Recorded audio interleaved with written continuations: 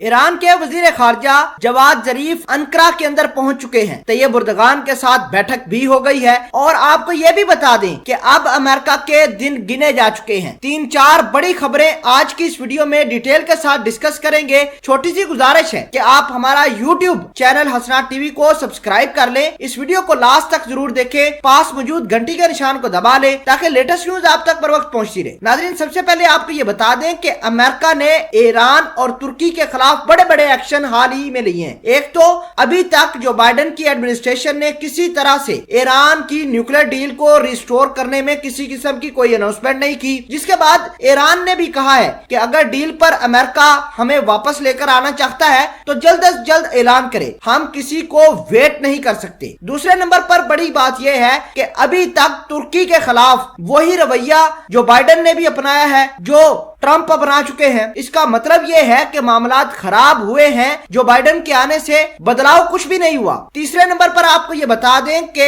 Russia के खिलाफ भी अमेरिका काफी भटका हुआ है, क्योंकि मेडिटेरियन सी, ब्लैक सी के अंदर मामलात अभी भी अमेरिका और रशिया के दरमियान खराब है। लगातार एक दूसरे के जहाजों के दरमियान कन्फ्रंटेशन जारी है, एक दूसरे की नेवीज के दरमियान काफी कन्फ्रंटेशन और तनाव अभी भी अरूज पर है। आपको ये बता दें कि अब जवाद जरीफ तुर्की के अंदर गए हैं। उन्होंने तुर्की के सदर तैयब उर्दगान के साथ बैठक की है और कहा है कि आप हमारे साथ मिलकर काम कीजिए, हम इस रीजन की, इस मिडल ईस्ट की सारी जो अमेरिका ने बर्बादी की है, अब मिलकर अमेरिका को बर्बाद करेंगे। इतलात ये है कि अमेरिका सीरिया के अंदर एक नया फौजी अड्डा खोल रहा है। ये अड्डा क्यों खोल रहा है जरा वो जान लेते हैं। तो आपको ये बता दें कि जब ये सीरिया के अंदर जंग हुई तो अमेरिका और तुर्की मिलकर कुर्दों के खिलाफ लड़े। बाद में तुर्की कुर्दों के खिलाफ हो गया, लेकिन अमेरिका ने कुर्दों को सपोर्ट करना शुरू कर दी और अमेरिका बशर अल असद की गवर्नमेंट के खिलाफ लड़ता रहा।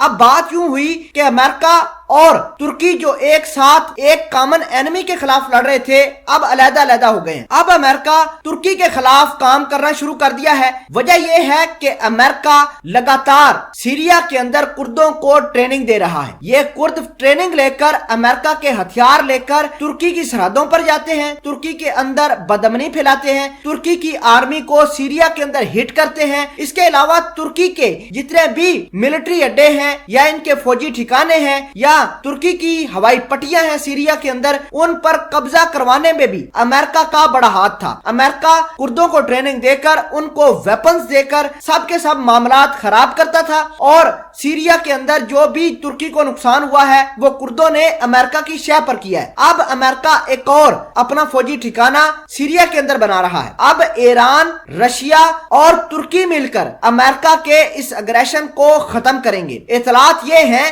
कि अब तुर्की, रशिया और ईरान बशर अल असद को सपोर्ट करेंगे, कुर्दों को मारेंगे, अमेरिका के फौजी ठिकाने बर्बाद करेंगे। इसका मतलब यह है कि अमेरिका ने जो बिगर प्लान रखा हुआ था वो अमेरिका का बर्बाद हो जाएगा। फिलहाल के लिए आपको ये बता दें कि हाल ही में इजराइल ने ईरान के फौजी ठिकानों के अंदर, सीरिया के अंदर जो मौजूद थे, उन पर हमला किया था, जिसके नतीजे में 57 से ज्यादा ईरान के जिहादी मारे गए थे। बाद में ईरान ने सोचा ठीक है, हम इजराइल को अब बर्बाद करते हैं। तो इजराइल को बर्बाद करने के लिए ईरान के जवाद जरीफ अंकरा गए हैं, तुर्की के सदर तैयब उर्दगान के साथ मीटिंग की है और कॉमन अलायंस बनाकर अमेरिका की दादागिरी इराक, शाम और मिडल ईस्ट के अंदर जितने भी मामलात अमेरिका चला रहा है उनको बर्बाद करना है। नाज़रीन ग्रामी, खबर यह है कि अब तुर्की भी बशर अल असद की गवर्नमेंट को सपोर्ट करेगा। पहले पहल तुर्की कुर्दों को सपोर्ट करता रहा है, अमेरिका के साथ लड़ता रहा है और बशर अल